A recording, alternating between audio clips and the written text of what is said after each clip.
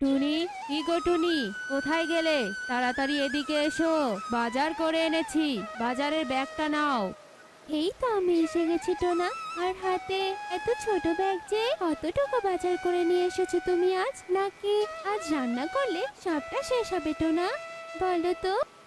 অত কথা না বলে তাড়াতাড়ি বাজারের ব্যাগটা নাও। আর আমার উপার্জন না থাকলে আমি বাজার করব কি করে? আমার যেমন সামর্থ্য আমি তেমনই তো বাজার করব নাকি? টোনা, তোমার সবসময় শুধু এই একটাই কথা, তাই না? তুমি আমাদের দুজনের খাবার জোগাড় করতে পারো না, সব সময় একটাই কথা বলো তুমি। আচ্ছা, একটা ছানা হলে তুমি তার খাবার কি করে জোগাড় করবে বলো তো? ভালোই হয়েছে আমাদের কোনো ছানা হয়নি এতদিনে। তুমি আবার সেই ছানার কথা বলছো? এতদিনে একটা ছানা জন্ম দিতে পারেনি আর খাবারের চিন্তা করছে। আগে একটা ছানার জন্ম দাও, তারপর দেখবো সবটা। এসব কথা বলে টোনা বাজারের ব্যাগ রেখে সেখান থেকে চলে যায়। আচ্ছা, টোনা ওটা কি বলে গেল? আমি ছানা জন্ম দিতে পারিনি? টোনা আজ আমার ছানার জন্য আমাকে এত বড় খোঁটা দিল। না, এবার যে করে হোক আমাকে ছানার জন্ম দিতেই হবে। এরপর টুনি তার ভাবনা মতো এক জ্যোতিষী পেঁচার কাছে যায় আর জ্যোতিষী পেঁচাকে তার ছানা না হওয়ার ব্যাপারে সবটা খুলে বলে। সব তো শুনলাম, তবে তোর কথা শুনে যা বুঝলাম, তোর কুষ্টিতে কোনো একটা দোষ আছে, বুঝলি রে? আমাকে আগে তোর কুষ্টি বিচার করতে হবে, তারপরেই আমি এর সমাধান বলতে পারবো। এরপর পেঁচা টুনির কুষ্টি বিচার করে আর কুষ্টি বিচার শেষে পেঁচা টুনিকে বলে, বাছা টুনি, তোর কুষ্টিতে তো অনেক বড় একটা সমস্যা হয়েছে। তোর কুষ্টিতে লাহোর দোষ আছে। এই দোষ কাটাতে পারলেই তবেই তোর ছানা হবে।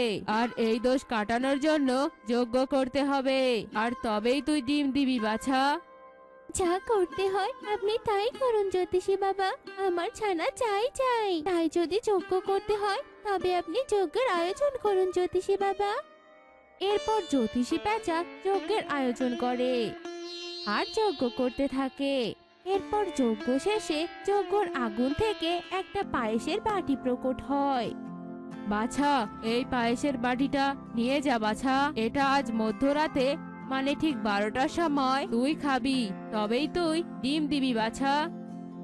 এরপর টুনি পায়েসের বাটিটা নিয়ে বাসায় চলে আসে আর পায়েসের বাটিটা রেখে মাঝরাত হওয়ার জন্য অপেক্ষা করতে থাকে। এভাবে অপেক্ষা করতে করতে টুনি ঘুমিয়ে পড়ে। আর এদিকে একটা জাদুই লাল পাখি এসে টুনির রাখা বাটি থেকে কিছু পায়েস খেয়ে চলে যায়। এদিকে মাঝরাতে টুনির ঘুম ভেঙে যায় আর টুনি উঠে পায়েসের বাটি থেকে পায়েস নিয়ে খায়। আর কিছুক্ষণ পরে টুনি ডিম দেয়। সে কি কাণ্ড! তুমি তো এবার একটা ডিম দিয়েছো, তবে মনে হয় এবার আমার ঘরে একটা ছানা আসবে, আমি বাবা হব। টোনার এমন খুশি দেখে টুনিও ভীষণ খুশি হয়। আর এরপর টুনি ডিমে তা দিতে শুরু করে। আর কদিন পরে টুনির ডিম থেকে লাল টুকটুকে একটা ছানা হয়। এটা কি হলো? আমার ডিম ফুটে তো লাল ছানা বের হয়েছে দেখছি, কিন্তু এমন লাল ছানা তো আমি আগে কখনো দেখিনি। ধুর টুনি, তুমি অযথা এসব কথা ভেবো না তো। আমাদের যে ছানা হয়েছে এটাই বড় কথা। এখন আমাদের ছানাকে কিভাবে বড় করব সেটা ভাবতে হবে, বুঝলে? এরপর টোনা আর টুনি অনেক কষ্টে তার লাল ছানা টুনটুনকে বড় করতে থাকে। এরপর বেশ কিছুদিন কেটে যায় আর টুনটুন কিছুটা বড় হয়। আর হঠাৎই একদিন সকালে টুনি ঘুম থেকে জেগে দেখে তাদের ঘরের মেঝেতে অনেকগুলো সোনার কয়েন পড়ে আছে। এ কি, এত সোনার কয়েন আমার ঘরে? এগুলো কোথা থেকে এলো? টোনা, এই টোনা, ওঠো বলছি, দেখো কি কাণ্ড হয়েছে। ইগো টোনা, ঘুম থেকে ওঠো বলছি। টুনির এমন ডাকাডাকি শুনে টোনা জাগে আর ঘরের মেঝেতে এতগুলো কয়েন দেখে টোনা অনেক অবাক হয়। এরপর টোনা আর টুনি সব কয়েন কুড়িয়ে একত্রিত করে আর কয়েনগুলো কোথা থেকে এলো সেসব ভাবতে থাকে। এরপর পরের দিন সকালেও একই ঘটনা ঘটে। সেদিনও ঘরের মেঝেতে অনেকগুলো কয়েন পড়েছিল। আচ্ছা, এসব কি হচ্ছে? আমার ঘরে রোজ রোজ এসব সোনার কয়েন কোথা থেকে আসছে? না, আর অবহেলা নয়, আমাকে জানতেই হবে কোথা থেকে আসছে এসব কয়েন। এসব কথা ভেবে টুনি সেদিন রাতে আর ঘুমায় না, ঘুমানোর ভান করে শুয়ে থাকে।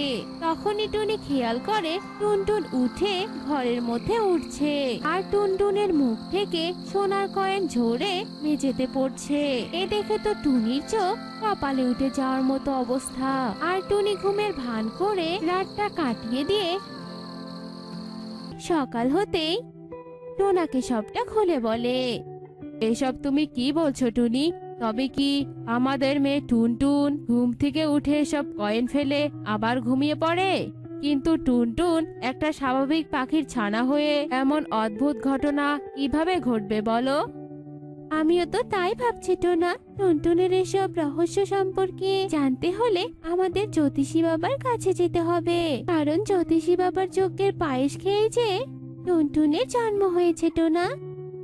এরপর টোনা আর টুনি জ্যোতিষী পেঁচার কাছে যায় আর পেঁচাকে সব কথা খুলে বলে।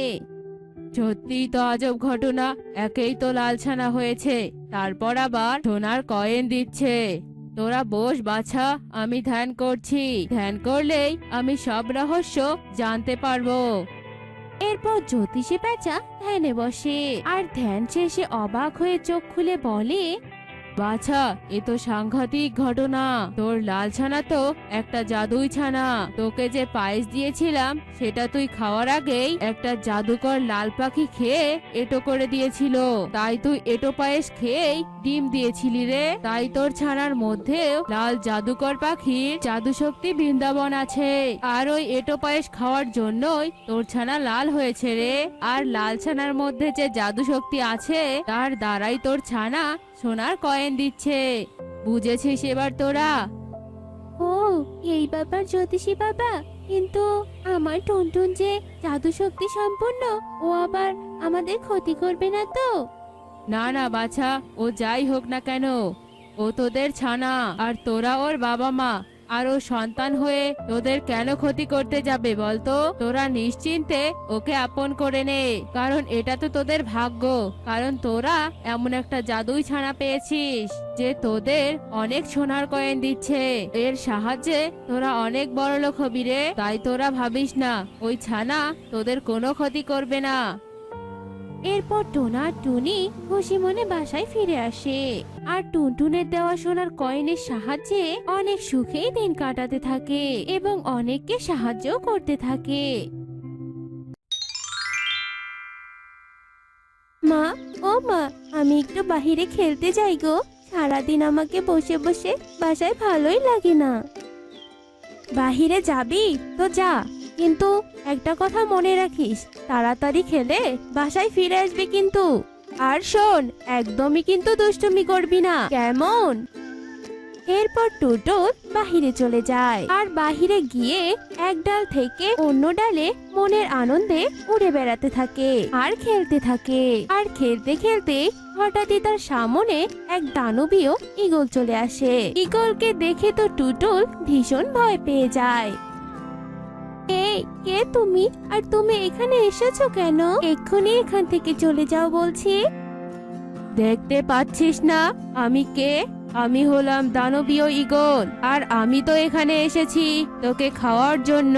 কারণ আমার পেটে যে বড্ড ক্ষুধা, আমার তো রক্ত মাংস খাওয়া দরকার। আর আমি তো তোকে না খেয়ে এখান থেকে যাব না, তাই অযথা আমাকে আর যেতে বলিস না। ঈগলের এসব কথা শুনে টুটুল বেশ ভয় পেয়ে যায় আর তখনই ঈগল টুটুলকে ধরে ফেলে। দয়া করে তুমি আমাকে ছেড়ে দাও, আমার বড্ড ভয় করছে। আমি আমার মায়ের কাছে যাব, আমি আমার দিদির কাছে যাব, দয়া করে আমাকে খেও না। এসব কথা বলে টুটুল কাঁদতে শুরু করে দেয়। দানবীয় ঈগল টুটুলের কোনো কথা না শুনে টুটুলকে খাওয়া শুরু করে দেয়। এদিকে টুটুল অনেক সময় বাসায় না ফেরার জন্য টুনি আর টুনটুন টুটুলকে খুঁজতে বের হয়। আর অবশেষে টুনি আর টুনটুন সেই দানবীয় ঈগলের সামনে চলে আসে। আর সেখানে এসে টুনি তার সন্তানের দেহের অংশবিশেষ দেখে কান্নায় ভেঙে পড়ে। হে কি, এটা তুমি কি করলে? আমার ছানাকে তুমি খেয়ে ফেললে? শয়তান ঈগল, একটা মায়ের কোল খালি করার আগে তুমি একবারও ভাবলে না? অযথা এত কান্না করিস না তো। আর এত কান্না করে চোখের জল শুকিয়ে কোনো লাভ হবে না। এখানে তো তোর আরো একটা ছানা দেখছি। কিছুদিন পর এসে তোর এই ছানাটাকেও আমি খেয়ে ফেলবো। তখন তো তোকে আবার চোখের জল ফেলতে হবে। আর তার জন্য কিছু চোখের জল বাঁচিয়ে রাখ। এসব তুমি কি বলছো? তুমি আবার আমার ছানাকে খেয়ে ফেলবে নাকি? তুমি এসব করতে পারো না। তোমার এসব জুলুম ঈশ্বর একদমই সহ্য করবে না। তুই আমাকে ভয় দেখাচ্ছিস? আহা হা হা। তোর মতো ছোট পাখির ছানাকে খেয়ে আমি আমার ক্ষুধা মিটাই। অযথা চোখের জল না ফেলে তোর এই ছানাকে বেশি বেশি খাইয়ে একটু মোটা তাজা কর, তাতে আমার খাওয়ার সুবিধা হবে। এসব কথা বলে দানবীয় ঈগল হাসতে হাসতে সেখান থেকে উড়ে যায়। এদিকে টুনি আর টুনটুন টুটুলকে হারিয়ে ভীষণ কষ্ট পায়। টুনি তার ছানা টুনটুনকে হারানোর ভয়ে চোখের জল ফেলতে থাকে। মা, ও মা, তুমি আবার কাঁদছো? আমি তোমাকে কতবার বলেছি তুমি আর কাঁদবে না। ওই শয়তান ঈগল আমার বোনকে খেয়ে ফেলেছে। তো কি হয়েছে মা? ও আমাকে আর খেতে পারবে না। তুমি কেঁদো না মা। না রে মা, আমার ভয় যে কিছুতেই কমছে না। আমি আমার চোখের সামনে আমার ছানার রক্ত মাংস মাখা দেহ দেখেছি। ওই শয়তান ঈগল আমার চোখের সামনে আমার একটা ছানা খেয়ে ফেলেছে। হয়তো কদিন পরও এসে আবার আমার সামনে ওকেও খেয়ে ফেলবে রে মা। আর তখন আমার কিছুই করার থাকবে না। তখন অসহায় হয়ে ছানার মৃত্যু দেখতে হবে। তাই চোখের জল ফেলা ছাড়া আর কি করব রে মা? টুনির এসব কথা শেষ হতে না হতেই এখানে একটা পেঁচা চলে আসে আর টুনির কথা শুনে বলে, উপায় আছে তো, আর সেটা হলো ঈগলকে হত্যা করা। আর ঈগলকে হত্যা করতে পারলেই তোমার ছানার পাশাপাশি অন্য পাখির ছানাগুলোও বেঁচে যাবে। কে তুমি? আর তুমি কোথা থেকে এলে? আর এই ঈগলকে হত্যা করার উপায় বা কি করে পেলে? আর ওই ঈগলকে হত্যা করার উপায় কি বলো আমাকে। আমি হলাম জ্যোতিষী পেঁচা, আর আমি অনেক দূরের জঙ্গল থেকে এখানে এসেছি তোমার মেয়েকে খুঁজতে খুঁজতে। কারণ ওই ঈগলের পরবর্তী শিকার যে তোমার মেয়ে, আর তোমার মেয়েই পাবে ওই ঈগলকে হত্যা করতে। তাই নাকি?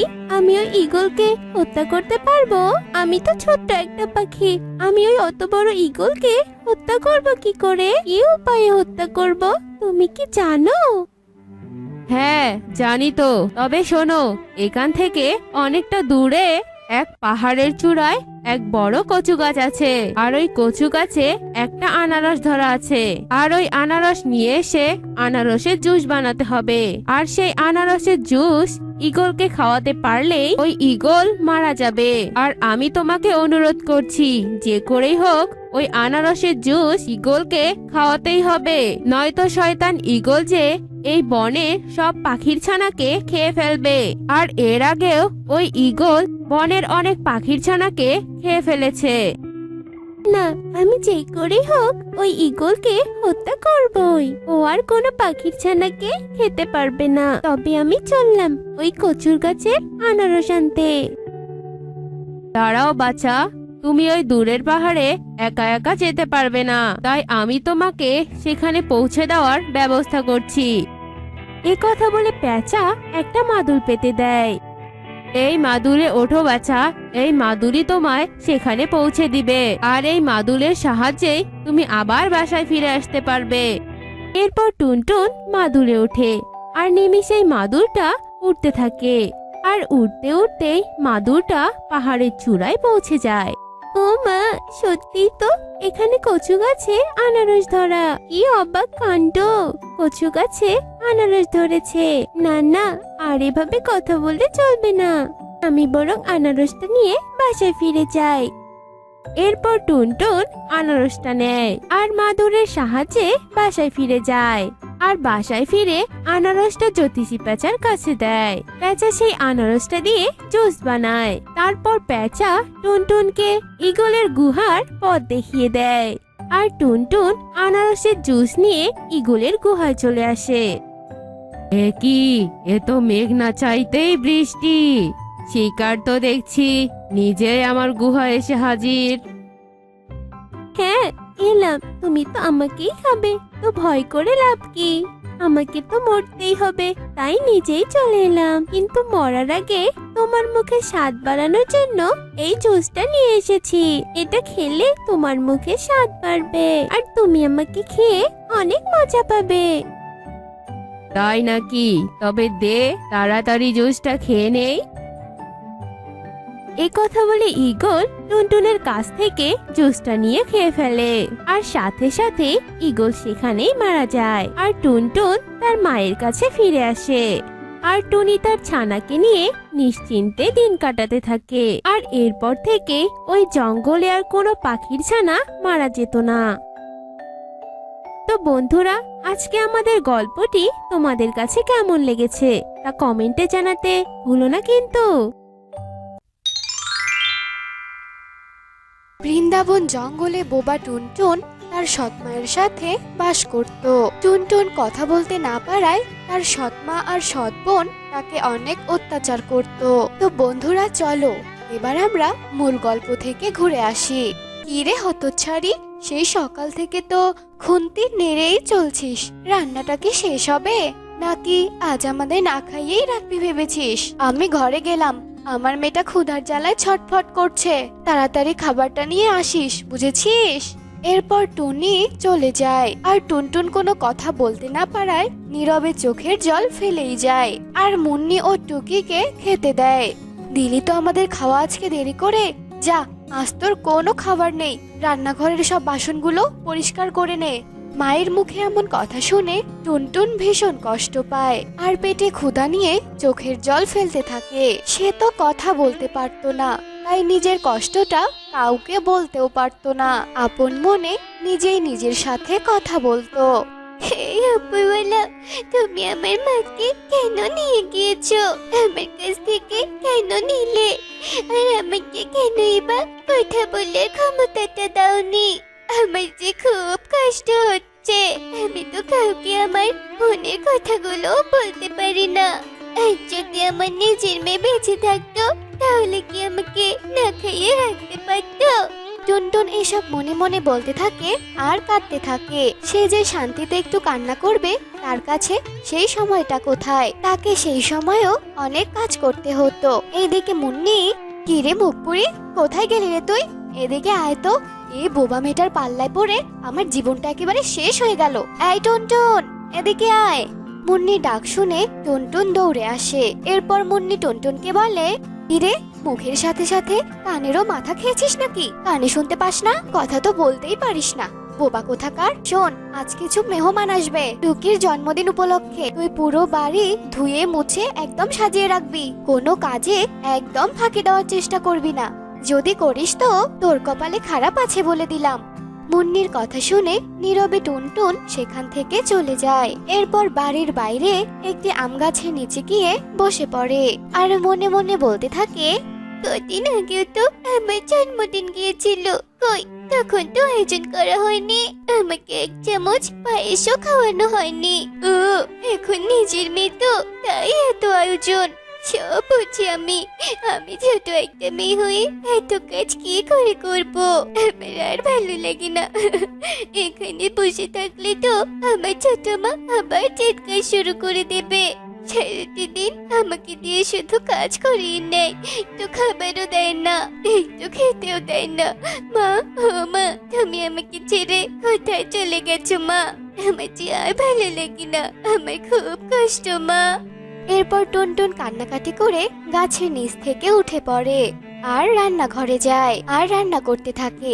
সে পায়েস রান্না করতে গিয়ে হঠাৎ করে পায়েসটা পুড়িয়ে ফেলে। তখনই সেখানে মুন্নি চলে আসে।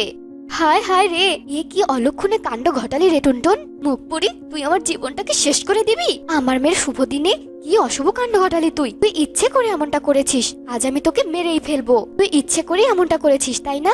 যাতে করে আমার মেয়ের ক্ষতি হয়ে যায়। আমি বুঝবো না ভেবেছিস? আমি সব বুঝে গেছি। অপয়া, মুখ পুরি, অলক্ষণে মেয়ে কোথাকার। এই বলে মুন্নি টুনটুনকে খুব মারতে থাকে। এক পর্যায়ে চুলা থেকে একটা আগুনওয়ালা লাঠি টুনটুনের গায়ে লাগিয়ে দেয় আর টুনির গালের এক অংশ পুড়ে যায়। আর ঠিক তখনই মেহমানরা চলে আসে। তারপর মুন্নি টুনটুনকে ছেড়ে দিয়ে মেহমানের কাছে যায়। তারপর টুনটুন কাঁদতে কাঁদতে বাড়ির পিছনে সেই আম গাছটার নিচে গিয়ে বসে আর কাঁদতে কাঁদতে সে মনে মনে ভাবে, মা, মা গো, মা, কোথায় তুমি মা, কোথায় তুমি? আমার যে খুব কষ্ট হচ্ছে, আমাকেও তোমার কাছে নিয়ে যাও না মা। আমি বাঁচতে চাই না, আমি বাঁচতে চাই না মা। মা, এই গাছটা তো তোমার লাগানো, আর দেখো ওরা আমাকে এই গাছের একটা আমও খেতে দেয় না। মা, আমার যে খুব কষ্ট মা, আমার যে খুব কষ্ট হয়, তুমি আমাকে এখান থেকে নিয়ে যাও না মা। টুকি খুব কাঁদছিল, তার চোখের জল থামছিলই না। ঠিক তখনই আম গাছটি কথা বলে ওঠে, কাঁদিস না রে মা, কাঁদিস না, এই তো আমি তোর কাছে আছি। আমি জানি রে মা, তোর অনেক কষ্ট, তাই আমি তোর কষ্ট সহ্য করতে না পেরে চলে এলাম রে মা তোর কাছে। এবার চোখের জলটুকু মুছে ফেলতো রে মা। তখন গাছটি জাদু দিয়ে টুনটুনের মুখের ক্ষত সারিয়ে তোলে। টুনটুন তার গালে হাত দিয়ে অবাক হয়ে যায়। সে ভাবতে থাকে, আমি জানি এই গাছে আমার মায়ের আত্মা এসেছে, আমার মা আমার সাথে কথা বলছে। মা, মা, আমার এতটাই দুর্ভাগ্য যে আমি তোমার সাথে কথা বলতে পারছি না। তুমি আমাকে ছেড়ে কোথাও যেও না মা, আমাকে ছেড়ে কোথাও যেও না, তুমি আমাকে ছেড়ে যেও না মা। পাগলি মেয়ে আমার, তুই আবার কেন কাঁদছিস? হ্যাঁ, দাঁড়া, আমি তোকে এই গাছ থেকে একটা ফল দিচ্ছি, এই ফলটা তুই খেয়ে নে। আর আমি এই গাছের মধ্যেই আসবো, আমি তো আর তোর সামনে আসতে পারবো না, আমি এই গাছে এসে তোর সাথে কথা বলবো। এরপর টুনটুন চোখের জল মুছে মাটিতে পড়ে থাকা আমটি নেয় আর আমটি খেতে থাকে। তখনই ভেতর থেকে মুন্নি ডাকতে শুরু করে। ডাক শুনে টুনটুন তাড়াতাড়ি আম খেয়ে যেতে থাকে।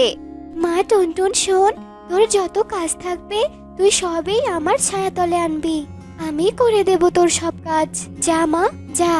এরপর টুনটুন ভেতরে চলে যায় আর মুন্নি টুনটুনকে দেখে অবাক হয়ে যায়। হ্যাঁ রে টুনটুন, তোর গালের ক্ষতটা কোথায় গেছে রে? একটু আগেই না ছিল। টুনটুন কথা বলতে না পারায় ও চুপচাপ থাকে। এরপর মুন্নি বলে, থাক, বাদ দে, তুই তো আবার কথাও বলতে পারিস না। যত সব, যা তো সব টেবিলগুলো মুছে ফেল, আর বেঁচে যাওয়া খাবারগুলো আছে না, সেগুলো খেয়ে নে। টুনটুন নিচু হয়ে সব থালা বাসন নিয়ে আম গাছের ছায়ায় যায় আর চোখের পলকে আম গাছ জাদু করে সব পরিষ্কার করে দেয়। টুনটুন দৌড়ে থালা বাসনগুলো ঘরে নিয়ে যায়। তুই এত তাড়াতাড়ি এত কাজ কি করে করলি? হ্যাঁ, তুই কি জাদু জানিস নাকি? এত তাড়াতাড়ি তো এতগুলো বাসন পরিষ্কার করা সম্ভব না। কাজ যখন করেই ফেলেছিস সেটা তোর ব্যাপার। যাকগে, যা তো টুনটুন, সব সবজিগুলো কেটে রান্না করে নে তো। আর টুনটুন সব সবজি নিয়ে গাছের কাছে যায়। মুন্নির সন্দেহ হওয়াতে সে টুনটুনের পিছু নেয় আর টুনটুনের সব কাজকর্ম দেখতে থাকে। টুনটুন গাছের নিচে যাওয়াতেই গাছ সব কাজ করে দেয়। তখন মুন্নি বলে ওঠে, হায় হায় রে, তুই কালো জাদু করেছিস এখানে বসে। এই গাছটা তোর মায়ের হাতে লাগানো, তাই না? এই গাছটা আমি আজই কেটে ফেলবো। এরপর মুন্নি কাঠুরিয়াকে ডেকে আনে আর টুনটুন গাছটাকে ধরেই থাকে, কিন্তু মুন্নি কিছুই মানে না, সে গাছটাকে কেটে ফেলে। এরপর, এই নে দিদি, তোর মায়ের কাছে শেষ ফলটা তুই খেয়ে নে। এরপর টুনটুন ফলটি নিয়ে খেতে থাকে। ফল খেয়ে টুকি বলে, কি সুন্দর সুস্বাদু মিষ্টি আম, ফলটা তো খেতে খুব মজা। টুকি যখন আমটি খাচ্ছিল তখনই হঠাৎ করে টুনটুন কথা বলে ওঠে, গাছটা যদি না কাটতে তাহলে তোমরা প্রতিদিন সুস্বাদু আম খেতে পারতে। টুকি, তুইও সুস্বাদু আম খেতে পারতি। কি, আমি কথা বলতে পারছি? টুকি, দেখ দেখ, আমি কথা বলতে পারছি। কিরে টুকি, তুই কথা বলছিস না কেন? আর তোরা দুজন দেখতে এমন কালো হয়ে গেলি কেন রে? তার মানে তোরা দুজনকে নিজেদের পাপের শাস্তি পেয়েছিস। আর যদি তোরা অন্যায় না করতে তাহলে এই অবস্থা হতো না। আমি কথা বলতে পারছি আর তোরা দুজন আম খেয়ে কথা বলতে পারছিস না। বেশ হয়েছে, ভালো হয়েছে, কালো হয়েছিস তোরা। ওই গাছের আম খাওয়ার কারণে ওরা দুজন কালো হয়ে যায় আর তারা দুজন টুনটুনের কাছে হাত জোর করে ক্ষমা চায়। এরপর টুনটুন নিজের মা ও বোনের মতো তাদের সেবা যত্ন করতে থাকে আর তাদের ক্ষমা করে দেয়।